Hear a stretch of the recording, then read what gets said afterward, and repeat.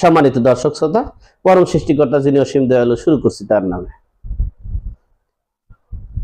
আজকে 24শে সেপ্টেম্বর সেনাপ্রধানের বক্তব্যে বিএনপি ও জামাত দিশেহারা, তারা তাদের ঘুম, নিন্দা এবং স্বপ্ন সব ধূলিসাৎ হয়ে গেছে। চলুন সংক্ষেপে সার অংশটা জেনে নেই। সেনাপ্রধানের রয়টার্সের সাথে যে আলোচনা বক্তব্য, সেটা সংক্ষেপে একটু বলার চেষ্টা করছি। জামাত এবং হেফাজত, জামাত মনে করছে যে আমরা ক্ষমতায় হয়তো কোনো কলকৌশলে আসতে পারবো, আর বিএনপি মনে করছে আগামী 3 মাস বা 6 মাসের মধ্যে নির্বাচন হবে। কিন্তু সেনাপ্রধানের বক্তব্য হচ্ছে বাংলাদেশে আগামী 16 মাস 18 মাসেও নির্বাচন হচ্ছে না। অন্তর্বর্তীকালীন সরকার শুধু দেশের সংস্কারের কার্যক্রমই করবে, এমনটাই বলেছেন, এবং সেই সংস্কার কার্যক্রমে সর্বাত্মক সহযোগিতা করবে বাংলাদেশ সেনাবাহিনী। এরপর আরো একটা বিষয় বলেছেন, যেটা বিএনপি এবং জামাতের গণমাধ্যমের বিশ্লেষকরা, আলোচকরা, ইউটিউবাররা তারা মানে বক্তব্যকে বিকৃতি করতে চাচ্ছে এবং অন্য অ্যাঙ্গেলে বলতে চাচ্ছে। সেনাপ্রধান আর একটা কথা স্পষ্ট বলেছেন, ডক্টর মোহাম্মদ ইউনূস উপদেষ্টা মণ্ডলীর প্রধান এবং তিনি উপদেষ্টা মণ্ডলীর প্রধান হিসেবেই থাকবেন।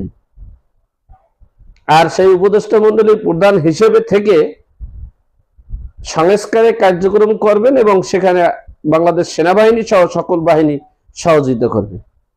তাহলে এই জামাত এবং বিএনপি স্বপ্ন যে ডক্টর মোহাম্মদ ইউনূস কখন জানি রাষ্ট্রপতি হতে যাচ্ছে,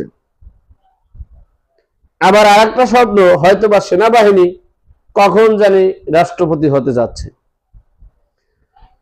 সে প্রশ্নে আরেকটা ক্লিয়ার, সেনাবাহিনী একবারে ক্লিয়ার বলেছে, সেনাবাহিনী একটা পেশাদারি একটা চাকরি, দেশ রক্ষার্থে এই সেনাবাহিনী কাজ করছে। সেনাবাহিনী কখনোই কোনো রাজনৈতিক দলের হস্তক্ষেপ করবেন না এবং সেনাবাহিনীর স্থান থেকে অন্য কোথাও কোনো হস্তক্ষেপ করবেন না।